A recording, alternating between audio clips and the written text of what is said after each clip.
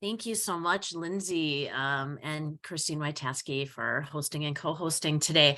Welcome to Tips for Teaching Writing, focusing a little bit on increasing quantity and quality. It's great to see so many people. I know I just came out of, like many of you maybe came out of the low-level reading session with Jane, which was great. And so it's just so wonderful to see everybody here today for our conference. And I am the facilitator, and you're going to hear from others today who are working with writing instruction. I am Kristine Kelly. I am the Atlas Literacy Coordinator, and I am fortunate to work with just amazing people throughout the state who are working with adult learners. And just briefly of today's session, I'm going to do a little bit of an introduction, and then the bulk of it is going to be 4 panelists sharing about what they're doing with writing. And then we're going to wrap it up. And so that's how it's going to go. So quickly, an introduction, just to ask you, what are some challenges that you face when teaching writing? Or that might even be, what are some challenges that you face when even thinking about incorporating writing into what you're doing? What are some challenges that you face? Go ahead and add in the chat box. Time to assess, yes. Oh, writer's block. Yeah, where to start, Katie? I think you got it. Yeah, time takes time. Yep, feedback, organization, time, yes, where to start, assessment, great, time, so much time. Absolutely, students are reluctant sometimes. There's a lot of anxiety, right? Oh, my own writing abilities. Thank you for being honest and vulnerable with that. I would have to say the same thing about math and science for myself. Tech skills, yes, low literacy students. Sure, word order. Yeah, a lack of staffing. These are great. The blank look on student faces. Yep. Yeah. Yeah, Teresa, jumping directly to writing without scaffolding. Yes, I have been guilty of that. Yeah, so many different abilities, and I'm sure that you've all experienced where you end up with students who are actually scoring fairly high on our assessment tests, such as the CASA scores or the TABE, but their writing skills are not equal to their reading skills, and their writing skills can actually be considerably lower. Yep, writing and corrections. There are different restrictions that happen, different levels of writing skills. Thank you so much for sharing, and we hear you, boy. We've been talking about writing on the language and literacy team and a lot, and we're going to continue to be focusing on that. And thank you, Connie. You soak up all day long. We're really happy to have you here with us. And chatbot. I am going to be working with some people to for fall regionals to be doing something on chat GPT in the literacy classroom, the advantages for teachers and the advantages for students. So stay tuned for that. So just a little bit about the Writing Study Circle. So this is the second year we've been doing the Writing Study Circle, and I designed it and facilitated with Stephanie Summers, who is from Minneapolis, adult ed. And just the 4 panelists today are from that study circle, and I just wanted to give you a little idea. We will be doing this Writing Study Circle again. We meet 4 times over 4 months, and we've been meeting virtually. Currently, we have 16 participants from programs around the state at all student levels. So from beginning ESL all the way up through high adult secondary. Normally we have a limit of 12, but this year we actually expanded. We had quite a few people apply. Our main focus in the study circle has been on increasing writing frequency, quality, and incorporation of technology. Also some feedback as well, which is always a huge topic of interest for teachers.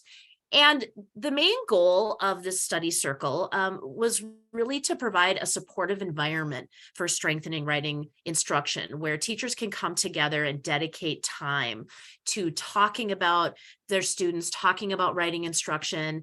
We read, it's a mix of research and more practical based texts that we read, and we incorporate strategies and we share with each other. And so it's been a great step forward. So just before I start with the great panelists, you really hit on so many of the challenges that we face in adult education when teaching writing. And several years ago, there was a survey that was done across the country, and 25 states, and Minnesota was not one of them, but and those challenges were kind of brought together and laid out in some research. And I think that you probably will recognize many of these. One of the biggest challenges to writing is we don't test it on level gain tests. So we don't. I mean, we mainly focus on reading and math. And then if you're doing tape, maybe the language. Or the CASAS life and work. We have time constraints. And so, we know we have pressure to show level gains.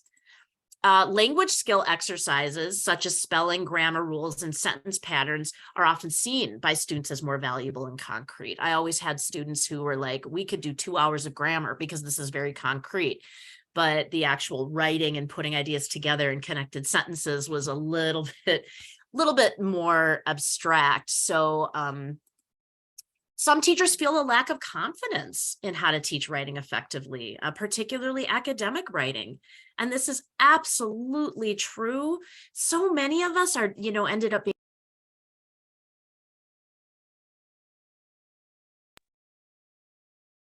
Oh. Am I muted?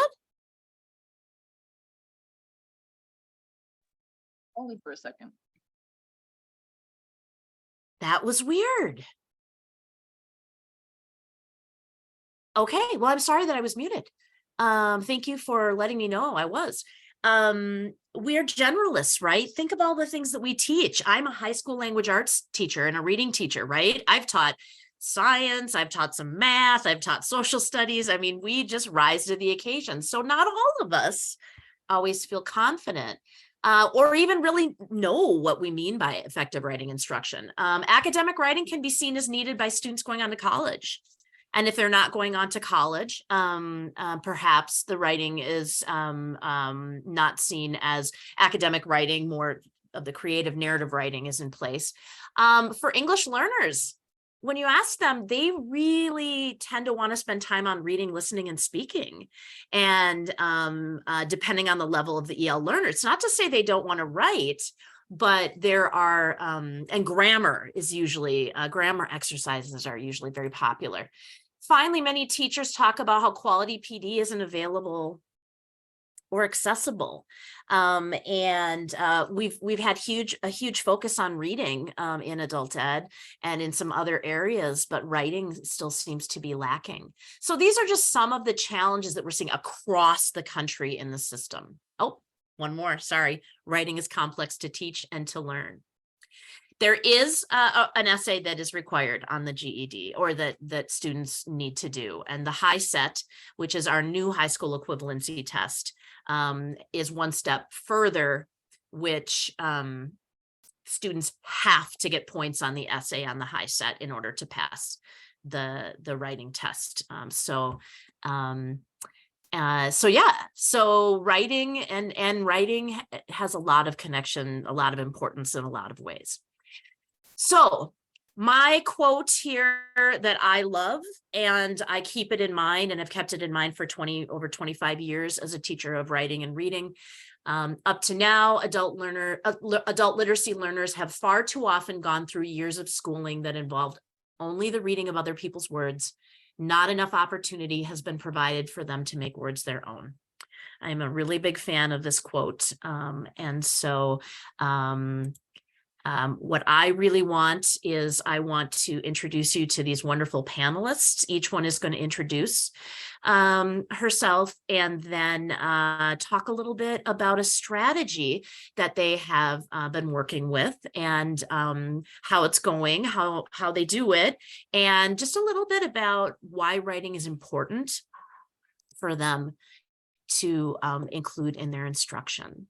So with that, I am going to turn myself off.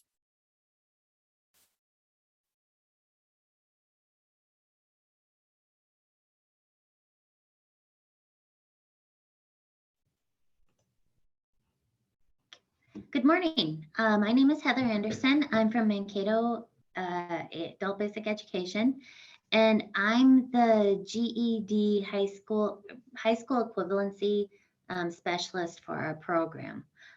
So right now I am teaching science and social studies, but I'm doing a lot of writing and reading because they're pretty heavy on the writing and reading. Next slide, please. So we have some tasks that are involved with our assignments. So if we have a social studies assignment, we might read a text, and then there are some deep questions that go with that. And then when you write your answers, the answers can't just be the text speak, and it needs to be a full sentence. So I'll ask for a certain number of sentences for a particular task. Too many students I've seen will say, give an answer of one sentence with a very short sentence, and not always correct. It's a lot of text speak that you are or not capitalizing things either. So I'm asking students to write a complex question to write an answer to a complex question to the curriculum. I'm always reminding students to check their spelling, their punctuation, and their capitalization. So before they even turn anything in, did you capitalize all the letters that needed to be capitalized? Did you check your punctuation? You don't get to use spell check when you're taking your GED test, but use your spell check now and pay attention to how things are spelled. And then I ask students to make their sentences more complex. So they'll turn it in and they'll give a good answer, but I'll turn it back and say, can you make that sentence more complex? Can you give me more details about what you want to tell me? Next slide, please. It has been working pretty well. Students are becoming more aware about creating a complex sentence structure. Students are paying attention to how they are capitalizing,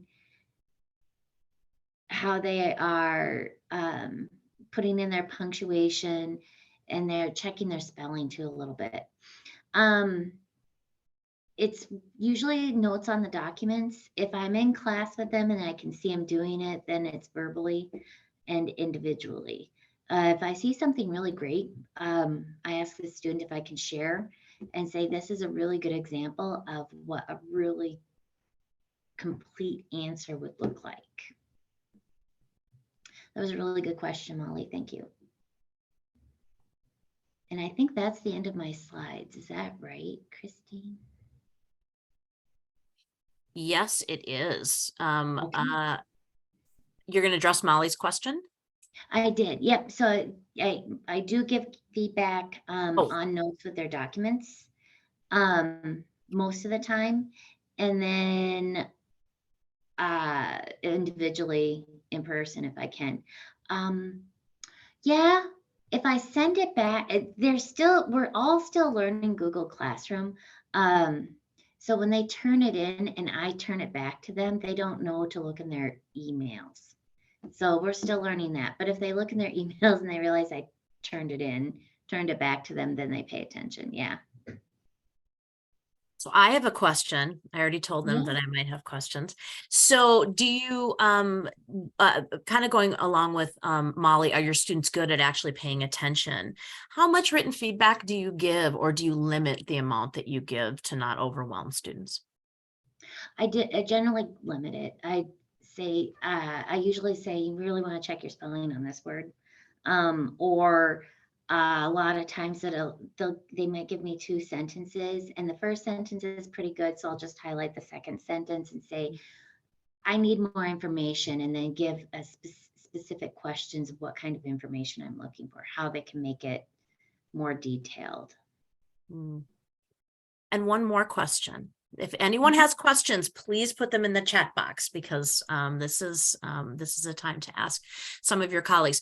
So Heather, you are in the study circle, and you wanted to join the study circle, and of course you do work with students on high school equivalency, but that's not the only reason. You and I have had some great conversations about writing and what is the importance of writing for you and for your students. So when people are in the workplace, even when you're sending an email to your student, to your kid's teacher, or maybe you are trying to do some social justice, a lot of those are written. If you're writing at work, if you're sending an email at work, you want to be considered good at your job. And you probably are really good at your job. But if your written communication isn't at a professional level, you're not going to be taken seriously. If you're writing an email to your student, to your kid's teacher, we all know that teachers talk. And so if you're not writing not a really great, but an understandable email to a teacher, that teacher may not take you very seriously. Like, oh yeah, now I know why her kid's like this, the way we present ourselves is important, and we judge each other on our writing, whether we know it or not. And definitely there are different times for different kinds of writing. When I'm sending a text to people, it's text talk, and that's okay. If I'm writing a professional letter, I need to make sure that my I's are dotted and my T's are crossed and that my punctuation's right. And I'm not misspelling the word was. So that's why writing is so important, because it's part of being a grown-up. Thank you, Heather. I appreciate so much Thank you you. being one of the panelists, and I've enjoyed working with you. Oh, me too. Oh, you did have a slide for that. I forgot. Jaime, are you here? Jaime Wright. Hello, good morning, everyone.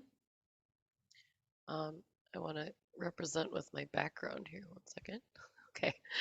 So I'm coming to you from the International Institute of Minnesota, where I teach New American adults. So we are an ABE program, and all of my students are preparing to go to college here in the US. Some of them, it's quite a mixed group. Some of them have degrees, more increasing numbers have degrees from their home countries. So it's not a typical ESL class. We teach integrated skills and college preparation. And I'm also in the writing circle with Kristine. So next slide. So today I'm going to talk to you about a writing routine that I've implemented in my class. We do also use Google Classroom, and I should say that we also we have a partnership with Metro State where we offer 3 free credits of Goal 7 Human Diversity to our students. So we create, every semester, we create a college-like syllabus, and we have 6 different units, and we teach content and skills together.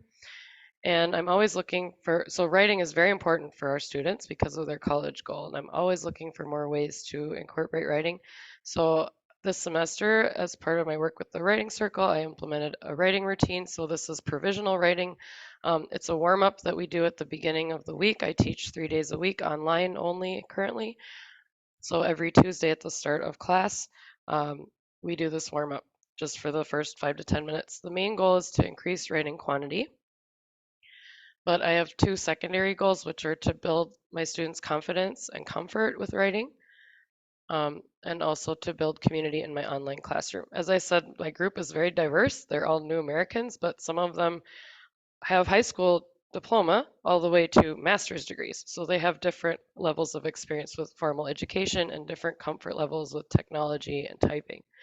So this is a good routine for all of them. So they spend the first 5-10 minutes of class at least one day per week completing sentence frames, and it's on a shared Google document that all my students can edit.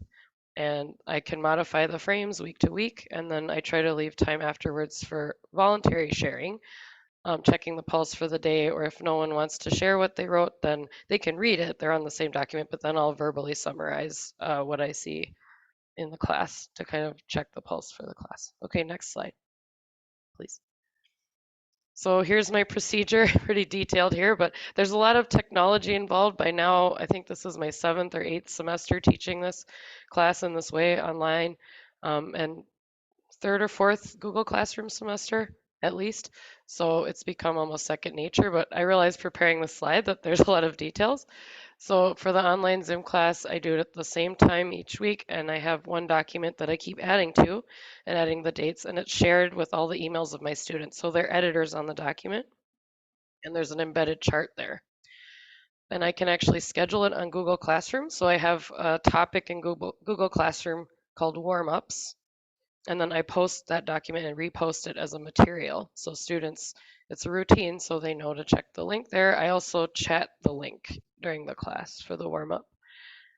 And it's posted on our PowerPoint agenda slides for the day. So the link is available in several different places. I tell students that it's not for grade or feedback, it's provisional. Other than I might comment on the content, but it's not about the writing itself. Give frames for them to complete and direct them to find their name. By writing itself, I mean like the grammar. I don't really get too much into that. Punctuation, if it's really egregious, I will, but is the warm-up doc shared? It's shared, yes. And then, so that's where the chart is important, Rachel. So I have a slide where I show you an example of what the chart looks like. I find that the chart is essential to make sure that students aren't erasing accidentally someone else's writing, or, writing in a different, over something or deleting something. And then I also copy paste the frames in the chat. Some of my students are more technologically challenged relatively, or for whatever, they're on their phone that day, or for whatever reason, it's harder for them to get to that document. So then they can always chat their answers, and I'll just copy and paste them into the document. As I said, they have those 2 options, either writing directly in the chart, which is preferred, or chatting their response. And then, like I said previously, I invite them to share, and then I do a general summary of what I read. And then teacher and volunteers, I have a classroom volunteer can write too. So I usually participate as well. Okay, next slide, please. So here's an example of a warm-up frame. So Tuesday, 4/11/23 warm-up. Complete, and this is written on the Google Doc, complete the sentence frame. Choose one or more if more time. Today I feel good about, or today I'm looking forward to something, or today I'm concerned about. And to work towards my goal this week, I plan to, and sometimes I vary the frame. I make it more specific to the content we're teaching, the lesson. It's very customizable. Next slide. So here's an example, and you'll notice this is to increase writing quantity. And I would say in terms of frequency of writing, it has definitely increased. There are some students who will just write 2 sentences, maybe 3, but there are others I didn't post. It had more specific details, so I kind of wanted to post examples that were more general and not too specific to people's lives to respect their privacy. But some students were writing like full paragraphs. So you find your name in the shared Google document, and then write your sentences in the space next to your name. So here's an example. And the first day I did this months ago, I did model how to write out, how to use the frame and how to respond. And then now I don't have to, it's automatic. They know what to expect. So comments about the weather, work, health. A lot of times which is nice for me to see, they look forward to the class, especially after a weekend. So it's been and that comes next. I'll say how it has achieved the goals that I set out for it. Okay, next slide, please. So yeah, it's going great. It's easy to implement. Um, I was one of the teachers that I had to quickly adapt to Zoom teaching and online teaching during the pandemic, like many, if not all of us here. And I'm finding that for me, although there are a lot of little technical things to coordinate, it's been easy for me to implement and adapt to different classes and topics. But I'd be happy to help anyone who might feel like you need more guidance of how to get this started. And my students seem to enjoy the routine for sure. And I've learned more about my students and their lives, and it has achieved the 3 objectives I set out at the beginning, like I said, of building community, building their confidence in writing. I haven't asked them if it's built their confidence, but it does seem like they're producing more just from the evidence that I see. They're becoming more comfortable at the very least, and with not much effort. And I plan to continue this practice in the summer or next. Actually, I'm teaching in person, so I'll adapt it for in person next semester. But anytime I'm teaching this online, um, or my manager who teaches the other online class, she uses it as well. So we're going to continue, and I want to add an exit ticket too. So at the end of class, it's always we have so much content to cover, and I find that I'm still scrambling at the end, and I would like to build in a buffer of 10 minutes so that we can do an exit ticket version. And I see in the chat that yeah, so I answered Rachel's question already. Yes, it's one document, so it is like it's the same document, and I just changed the date and copy paste the frame and delete. So as it goes, it gets longer and longer. So I don't paste I paste a new blank chart, but I paste it above the old chart. So I copy and paste, and then I delete the information. Okay, and then I see another question. Let me see if I've got, I guess I could answer Mike's question out. Yeah, so would it be challenging in a high flex format? Not necessarily. I did teach high flex in the fall, but I wasn't in the writing circle yet, and I wasn't doing this. So good question, Mike. And I'd probably have to think about it a little more. I think it would be possible, especially if your in-person students were also on the Google Classroom. They can just respond in the same way that the Zoom students are. So actually, now I come to think of it, I think it would be pretty easy to do for HighFlex, yes. But if anyone else has questions about HighFlex, let me know. Yeah, definitely, Mike. Yeah, if everyone's on the Google Classroom and on the same shared document, if they have their computer in the classroom and are connected to the internet in your classroom, it should be exactly the same way that they can participate. Is there a reason why I keep the past days charts in the document? Honestly, I think it's just for documentation for me, just to see the sheer, if we're talking about increasing writing quantity, that's a good question, Molly. I hadn't reflected on it too much, but now that you mention it, I can actually see how much more they're writing, right? And the student themselves, they also can have the opportunity to look back on previous writing. It can also serve as a kind of journal for them and of how the semester's been going for class as well as in their lives. But of course, depending on your situation, you could just limit it to the days chart as well. Or students could have their own private document that they share with just you. I could see this being adaptable to many different formats and needs. So thank you for the questions. Okay, next slide, please. So why is this important? As I said at the outset, my students are all preparing for college. So obviously they need to get comfortable producing more writing. They're also working on formal versus informal register. So that's a related issue as well. But as far as increasing the quantity, the comfort of just writing in general is very important because they need to be comfortable writing essays, just longer pieces more frequently. And as my students are second language English learners with varying level of comfort experience with technology, it also helps them with their computer and typing skills. And they also need those for college. And as I've been learning in the writing circle, writing helps clarify thinking, and I want my students to experience that. And I'm personally a writer. I enjoy writing. I'm a writing teacher, but I also enjoy writing in my personal life, and I have benefited myself from using writing as a reflecting and thinking tool. I also want them to see how it can help them clear their minds by writing and focus on the task at hand. That's why I put it as a warm-up at the beginning of every week. And if it helps them, maybe some of them can continue the practice outside of the classroom. So I want it to be something that they find valuable, not just for their class, but for their lives. Not just for this class, but for and college preparation, but also for their lives as well. And Rachel says she does a similar shared doc, but not for a warm-up. And add a third column called teacher comments for corrections. That's a good idea too. Yeah, just for the purpose of this one, I didn't want to focus on correction, but I like that comment, Rachel. That's a good idea too. And accessible to students who aren't comfortable logging in from Google Classroom. Yeah, great. And I think that was that it, Kristine? I don't know if Yes, thank you so Okay. much, Jaime, for answering the questions, and thank you for posting questions and comments.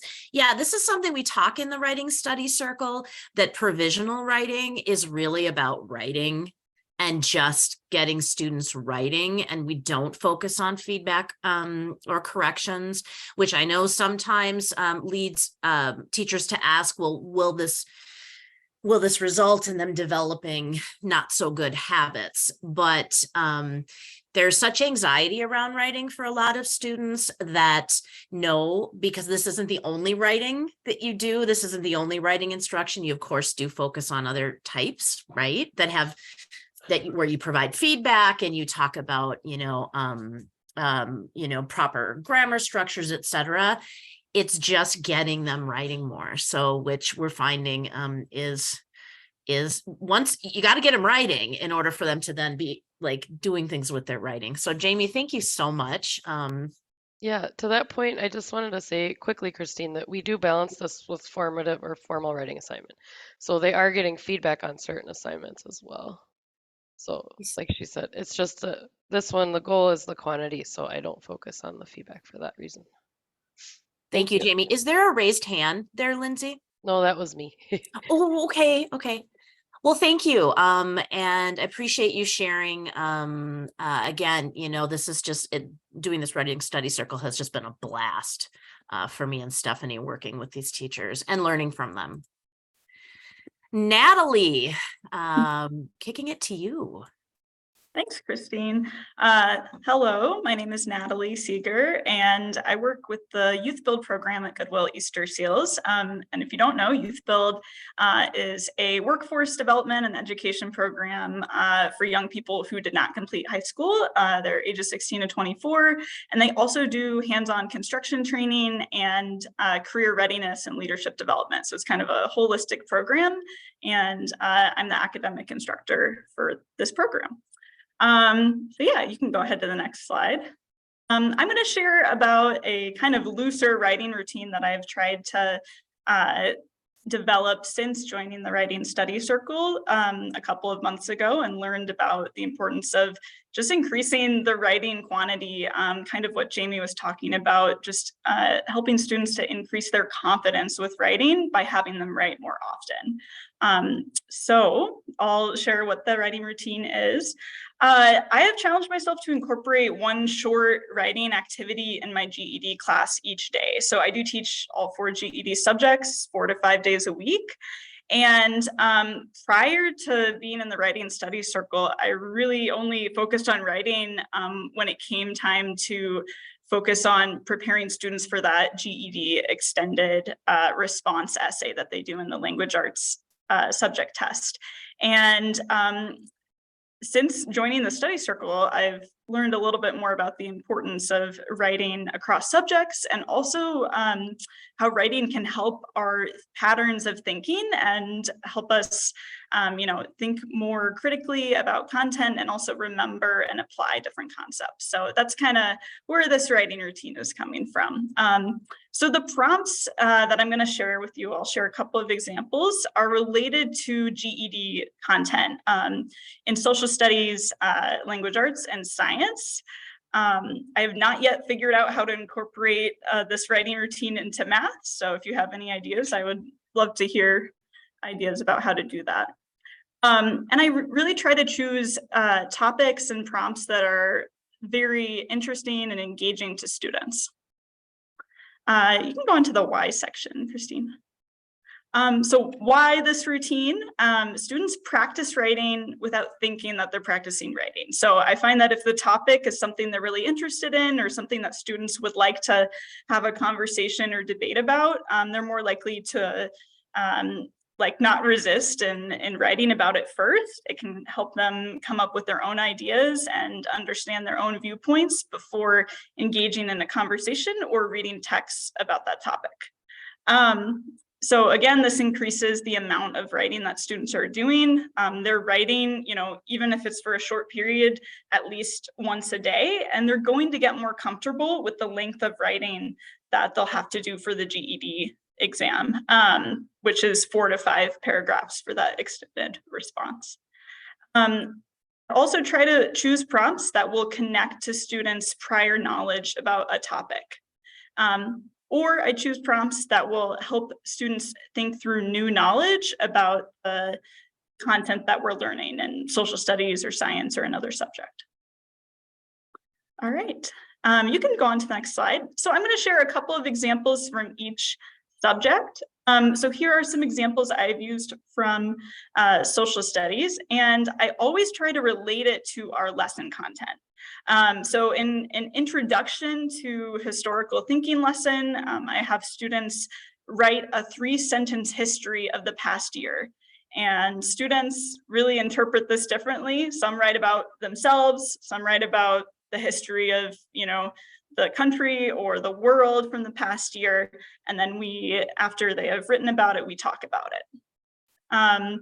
Another prompt I have used, which I took from the City of New York High School Equivalency Curriculum, is putting up this very famous John F. Kennedy quote, and then asking students, what do you think about this quote? What should our country do for us? So I find this question to be thought-provoking, and it also is a good introduction to government and what is the purpose of government in our country.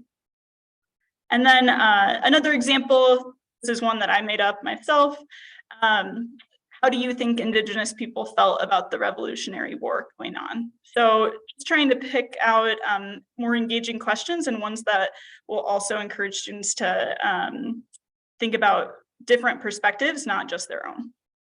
So yeah, I find these a lot of different places, but I've had really great luck with GED curriculum from Literacy Minnesota, and then from CUNY, and then I also just make them up. I really try to make them high interest and relate to the content of the lesson. So the focus is not on writing itself, but it's more about the content.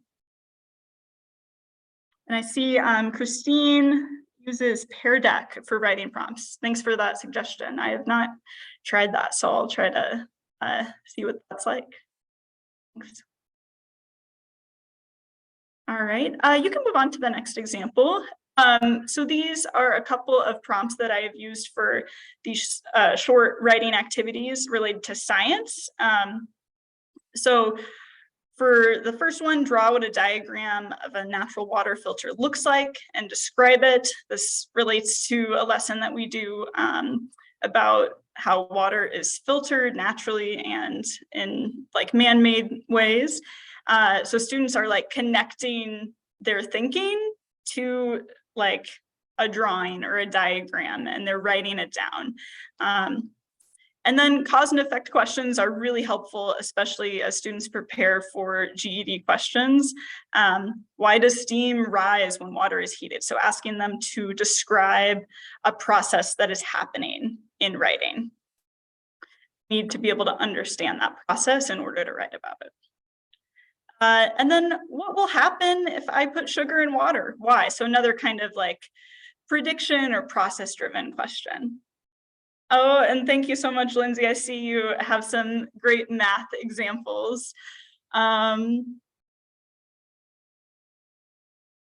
Explaining their reasoning for their choices of problems to solve and not to solve.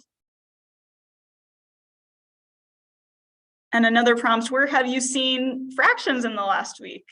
That seems like, even as someone who is not much of a math person, but still teaches math, that seems like something that I could definitely incorporate as like an introduction to a lesson on fractions or percentages. So thank you, Lindsay. All right. And then this final example, I did want to kind of expand on this writing routine and see, could I give students the same prompt once as a more provisional writing activity, and then again at the end of a lesson, and students will return to the same prompt. So I recently tried this out in a lesson kind of leading up to the GED extended response. But this could be used not just only with, GED students, but with any level of student that's preparing to like analyze argument or write persuasively. So I asked the question, is college worth it? Why or why not? Who does college benefit? So first, at the beginning of the lesson, students wrote about this topic for about 5 minutes. Thank you. And we discussed it a little bit based on what students had written in their first response. Oh, you're good, Kristine. And then I had them read 2 texts with different views on the topic. So this was formatted after the type of writing that they'll do on the GED extended response. And then after reading those 2 texts about college and whether or not it's a worthwhile investment, students returned to the same question, and they had to respond again to the same question using evidence from the passages. So if you just move to the next slide, I'm going to share an example from one of my students. On the left, this is from their initial quick write response before doing any type of reading. So I'll give you a moment to read that. So something I noticed about their response from the initial quick write, this student had some strong opinions about college and whether or not it's worth it. And it was all based on their opinion and their viewpoint. And that's what was asked in the quick write response. And then if you look at the final response after they had read the passages, the student did attempt to incorporate some evidence from the passages. They have some percentages that they've included, they cited from passage 1.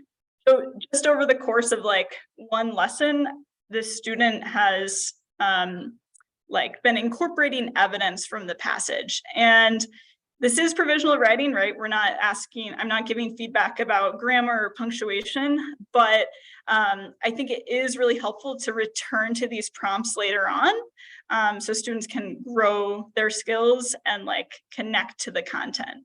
So yeah, I thought this was a good example of how students can use these kind of shorter writing assignments to grow their skills over time.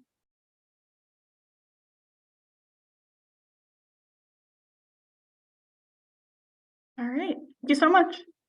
Before we go on to Stacy, thank you, Natalie. I love the idea of doing quick writes and then having students return after for all the reasons that you said, but also because it shows students progress, like they see what they gained and what they can add, and they can see it so concretely. Love that so much. Thank you. And if you have any more questions, put them in the chat. We will have a couple of minutes at the end for our panelists to answer. But we're going to finish with our last panelist here, last but by far not least, Stacy. Go ahead. Good morning, everyone. My name is Stacy Abraham. I am with Southwest ABE in Marshall. I have worked with a multi-level EL classroom. I have a high flex classroom. Most of my students attend online though right now. So next slide. As Kristine mentioned, all of us are in the writing study circle. So the first task that we had was to increase quantity in our classrooms. And that's something I had a little bit in there and I want to do more and build it more of a routine. So what I did is every day they have a quick write for about 3 minutes. Every morning we have a little message. We throw random daily holidays in, and I just have them write about those holidays. I give them a list of here are the holidays, just write something about it. It could be talk about what we talked about or what you learned about this holiday, or maybe it was, I don't know, pizza, deep dish pizza day, and they don't like pizza, so they can talk about why they don't like pizza, or it reminds them of something similar. So again, it's just focusing on the writing, not how the correctness of it at all. They could write in English, or if they didn't know the words in English, they could write in another language, and then go back to English as well. Again, I mentioned you can specific things about the holiday, anything that was related came to mind. And then after the 3 minutes, they could share it with the class if they wanted to or not. And these, they wrote all this in their notebooks. Okay. Next slide, please. Some of the tips for this, just reminding students to focus on the writing as much as they can, not on being correct. I think a lot of times we focus on, I want to get it right, and then we lose our thoughts on what we want to say. So we focused on that. Other tips, give them topics that don't relate to what you're currently working on, and then ones that do. Kind of give them that variety so they're stretching their brains, and maybe the topic, maybe they're tired, maybe not tired of the topic, but that way gives them a little break from a topic you're working on. And if the students share, had a huge, resist the urge to correct them. I think that's one of the things that as teachers are like, and this, well, what did I do wrong? Nope, don't worry about it. Just focus on getting the information out. Next slide. I feel like I'm going really fast. Why more writing? I wanted to put more writing in my classroom because there wasn't a lot being done in class that was focused or just to build that quantity within the lessons. I use reading skills for today's adults, and it was writing the answers to the understanding questions, writing on the writing section, and there wasn't a lot of that extra. So I wanted to incorporate that more because I do know that it's important for my students, and it's used in all areas of their life and everything. A couple other people mentioned messages to teachers, or if you're emailing your manager or a boss, or job applications, any of that stuff is important. Yeah. And so, like I said, when I first did this, I just had them write it in their notebooks. I didn't have them share it with me or share with anyone. And so what I did the first time, we went through and I had them write. And then at the end of 3-4 weeks, what I did is I said, okay, now look at your writing, count how many words. So I had the students count how many words that they had written that day. And then I had them go back to the first day and say, okay, now looking from the first day to the last day, did you write more? Did you write less? Some students wrote more, some wrote less, and some said, well, it depended on the topic that we wrote about. And so depending on the topic, they may have had more to say or had more thoughts that came, but they seem to like it overall. I've expanded on that a little bit. And the students want a separate writing section. I was like, we only have so many days of class. We can't focus. When are we going to do a story? We don't have that much time either, but they've been really enjoying it. That's all I got. Thank you, Stacy. That's a lot that you have. I see this comment. My students want me to correct their writing, and that is very true. I used to have that same situation, but we talked a lot in class, and any of you panelists can chime in. We talked a lot in class about how the primary reason for writing is not to write something perfectly. That's actually not, it's to communicate to an audience. And that unfortunately, if we focus on correcting everything, research shows that students can develop a mindset where they can freeze. And so we want them to learn how to write correctly, but we also want them to be able to have opportunities to express themselves. Jaime, I see you came on here. Do you want to say something about that, please?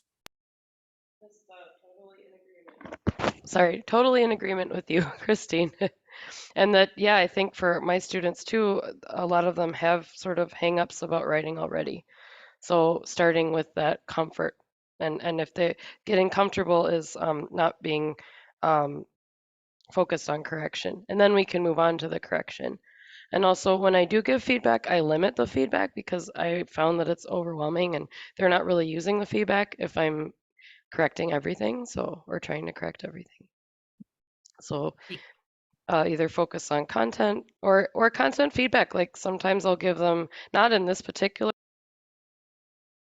we do like a journal, especially in the summer class, and I'll give them content feedback, like say more about this, or could you clarify? I don't exactly understand what you mean by this. But yeah, I agree with what Kristine said. As Thank much as, you. and yeah, my students always want feedback too, of course. So I just have to keep bringing it back to why are we doing this way and how is it helpful for you? And that you will get feedback, but for a different writing assignment. Yes. Thank you so much, Jaime. I really appreciate you chiming in. Natalie, I saw you pop up on camera. Did you want to say anything about that? Oh, no. Good. I Kristine, think, yeah, Stacy, go something ahead. I wanted to add to with my students, I have a student who is still learning the basics of writing and stuff. So for this particular assignment, I share my screen with the prompts, and my thing for him is just to go ahead, just copy it down. So he's getting that practice with recognizing the letters and writing it down. So you can adapt it anyway to meet different students' needs. So I know like low level students, that's huge. They can't read that to begin with. So what are they doing? How are they going to participate? But that's how I have him participate when he's in class. Yeah, taking notes, tracing letters, yeah, copying things. These are all writing tasks for low level learners. I want to point out something Michelle said here in the chat box. I love this. This idea of understanding that there are writing muscles and stamina in order to write more English. So we've got different things that we're doing ultimately is we're getting them putting their ideas down. And then we are, of course, working on the writing process. We're working on organizing ideas and learning how to revise, etc. But that's one thing that's been, I think, really one of the great things about the study circle is just really taking some time to focus on that provisional writing. Provisional writing can happen every lesson, and it's not formal. It's really about getting used to writing, expressing ideas and things. So love that. I'm going to tick ahead here for just a second. And then I want to leave a few more minutes for any questions for our panelists. So I'm going to go on screen here for just a second again. And so some of you may know that I'm finishing my doctoral coursework and I am beginning my dissertation. And my dissertation is going to be on essentially the landscape of writing instruction in Minnesota adult education. And I have 3 questions, and I'm going to be sending out surveys later this fall. And I really am very interested in how adult educators describe what is writing instruction, effective writing instruction. What do you think effective writing instruction is? And then how are teachers' perceptions of their ability to teach writing, kind of that self-efficacy piece related to how they teach writing, and also the idea of the perceptions of learner need for writing skills or a particular kind of writing. How is that related to the way that we teach, or in some cases don't teach writing? And my goal is to hear from everybody, whether you teach writing or not, whether you think it's the greatest thing in the world or you don't think it is. The goal is to develop some effective, more intensive professional development to help support teachers, because this is one of the top questions we get at Atlas is, how do I teach writing better? And within that, how do I give better feedback? How do I teach the writing process? How do I contextualize grammar? A lot of things. So I hope you'll keep your eyes open, because your thoughts across the state are incredibly important to me to inform what we're doing. So that aside, I would like to, we have a few more minutes here, open it up to Q&A. I wanted to make sure we had at least 2 or 3 minutes to pose any questions that you have to the panelists or to each other.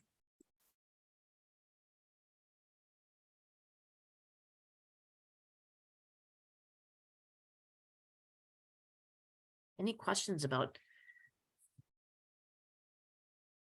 increasing writing frequency, or something that even you would like to share? I know that one person here shared about HighFlex and that helping with students who have phones and writing. And I am going to be in touch with her to find out more about about that. So to any of the panelists, thoughts about having separate writing classes versus incorporating writing into ESL classes? Any thoughts about that? I like incorporating it, but I feel like I don't have enough time. Because I know they like the grammar piece of it, and so we do that a couple days a week. And I have a introduction activity that is writing, but it's not focused as in like paragraph writing where they get feedback at this time. But yeah, it kind of depends. I mean, I've asked them, I polled them actually and said, would you want a separate writing class? And they're all like, yeah. And I was like, okay, where can we fit that in? I think it depends on the students and kind of like what you have time for.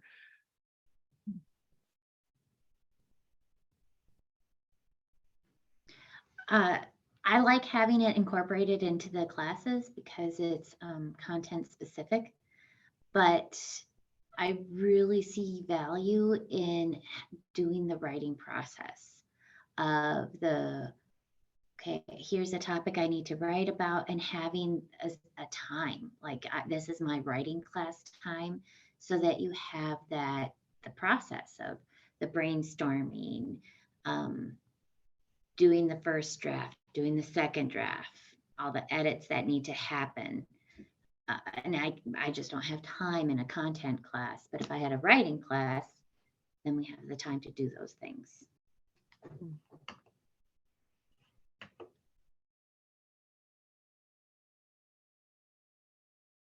Yeah, thoughts that I have, I go back to Betsy Parrish, who is the amazing teacher of ESL and teacher of teachers of ESL. And she says we need to get it going as soon as possible in ESL. As soon as possible, get them writing. And again, what that looks like is going to be a little bit different. They're not going to be writing paragraphs in beginning ESL, but getting them used to writing. As far as separate writing classes, I know some programs do that. Writing is a great strategy to combine with reading, to reflect. However, writing is also a subject that should have some time separate for really focusing on writing. But again, it depends on your program. Finishing up here, people are absorbing and feeling the need to work on writing. And it doesn't matter what we teach, we need to incorporate. There's Lindsay with her math. Lindsay and I talk a lot. Yeah, we've just got about a minute here. Thank you. Oh, open enrollment. I am going to have you address that question in a second. Please take a look at the chat box. One thing quickly, next up is lunch. Lindsay did post the flyer links, the first flyer link, and then if you can't get through on that one, there is the copy of the link for the next session. But before we leave, any tips for open enrollment?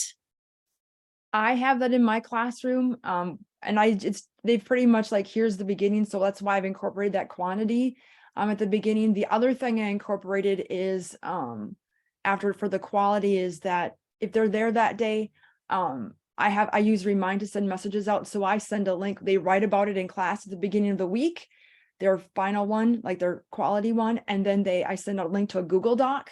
So if they've been in class, they know what we're talking about and they can send it to me. So, and having it as a routine. So if they've missed like a week or 2 weeks or whatever, I think just that beginning part, I think just that little bit helps. Again, that quantity, and like I said, the quality, if they're in class, and I had a student who wasn't in class last week and they still did it. So, I mean, it gives them that opportunity even to practice, I think. If you do, anyone, if you do have specific questions, my email is always really easy to find on the Atlas site. Please send me a question. I am happy to push it out to this group to get their input on any other questions you have. I know that we have one more question here, and then we will wrap it up. And that is, do you split time on computer writing and paper and pencil writing? That's a great question. Mine is, I mean, they write it in their notebooks, and then when I give them things to check, I said, okay, now rewrite it and then send it in the Google Doc. So that's giving them the best of both worlds.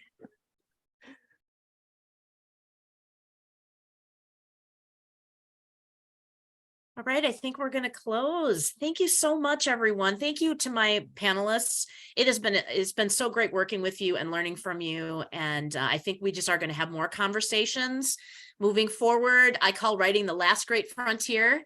And yeah, we just have to keep focusing and sharing what we're doing, because we're doing great things. And some of the things that came up in the chat box, beware, because I will come after you and ask you to share what you're doing. So thank you. Have a wonderful lunch, everyone.